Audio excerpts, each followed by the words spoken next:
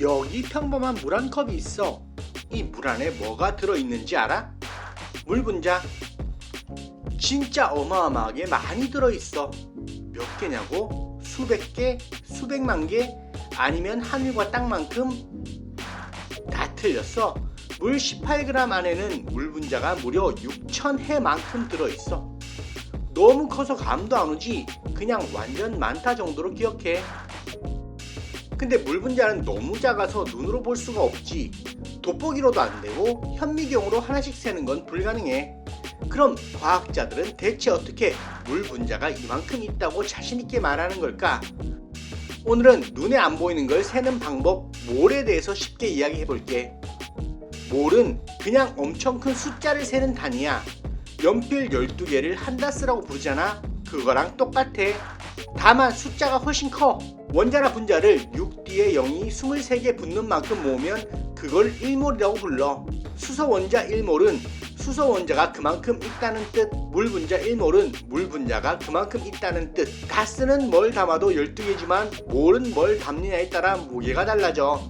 수소는 가볍고 물은 무거우니까.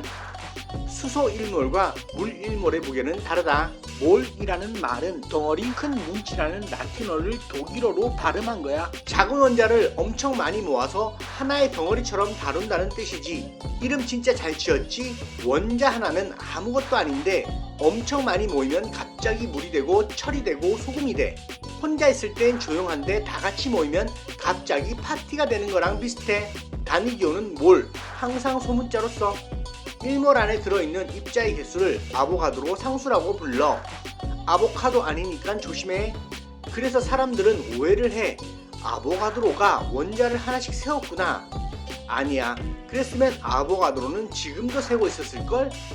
아보가드로는 원자를 직접 센 게 아니라 아주 중요한 아이디어를 낸 사람이야. 1811년 이탈리아 과학자 아메데오 아보가드로가 이렇게 주장했어. 같은 온도, 같은 압력이면 같은 부피의 기체 안에는 항상 같은 개수의 입자가 들어있다. 예를 들어 같은 조건에서 수소 기체 1리터랑 산소 기체 1리터가 있으면 두 기체 속 분자 개수가 똑같다는 거야. 무게는 달라도 개수는 같다는 얘기지. 근데 당시 사람들은 이 말을 안 믿었어. 벽돌이랑 아파트를 같은 물건쯤으로 생각하고 있었던 거지. 결국 이 생각이 인정받기까지 수십 년이 걸렸어. 아보가드로는 살아있을 때보다 죽고 나서 더 유명해진 과학자야. 과학계도 가끔 역주행이 있나봐. 예전에는 탄소 10이라는 원자를 기준으로 삼았어. 탄소 12, 이름 멋있지? 그냥 탄소 12는 자연에 많은 탄소라고 생각하면 돼. 그럼 다시 몰로 가서 탄소 12, 12g 안에 들어있는 원자 개수, 그게 1몰이라고 정한 거야. 물론 탄소 원자를 하나씩 세진 않았어. 그랬으면 그 회의가 아직도 안 끝났겠지. 대신 여러가지 정밀한 측정을 통해 계산했고 그 결과가 바로 6D의 0이 23개 붙는 그 숫자였어. 1몰, 정확히 6022해 1400 7000 경 6000조. 대충 이 정도가 아니라 정확한 이 숫자, 전 세계가 똑같이 숫자로 쓰기로 한 거야. 나라마다 다르면 화학 공장이 난리가 나니까. 예를 들어 볼게. 물 분자는 수소 원자 2개랑 산소 원자 1개가 붙어서 만들어져.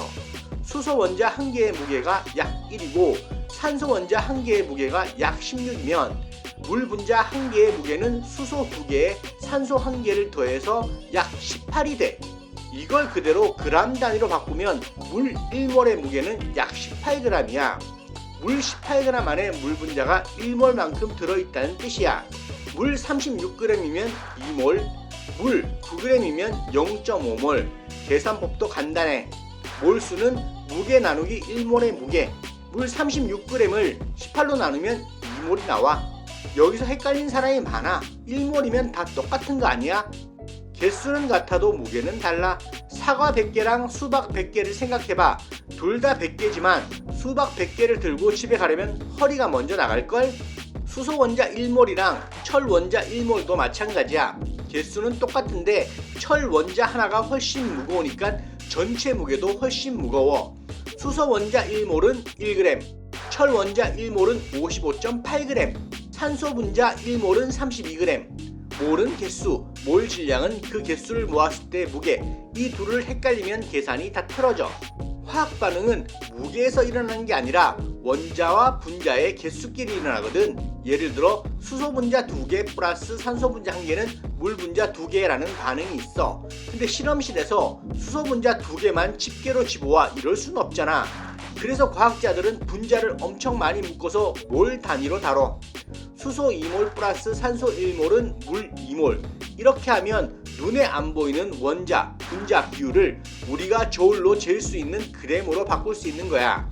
그래서 몰은 화학 실험뿐만 아니라 약, 배터리, 반도체, 금속, 식품, 환경 분석까지 거의 모든 화학 산업에 쓰여.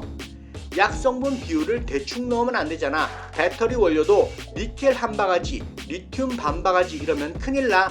정확한 몰 비율이 필요해. 몰은 그냥 외워서 하는 어려운 숫자가 아니야. 눈에 보이는 무게와 눈에 안 보이는 원자 분자의 세계를 이어주는 다리 같은 거야. 아보가드로는 원자를 직접 세진 않았어. 하지만 같은 부피엔 같은 개수의 입자가 있다라는 아이디어로 원자와 분자를 숫자로 다루는 길을 열었지. 그리고 오늘날 우리는 정확히 6022해 1407경 6000조개를 1몰이라고 정의해. 연필을 셀 때는 다스를 쓰고 달걀을 셀 때는 판을 쓰듯이 과학자들은 원자와 분자를 셀 때 몰을 써. 눈에 안 보이는 원자를 세는 단위, 직접 세다가 인생이 먼저 끝나버릴 그 숫자, 그게 바로 몰이야.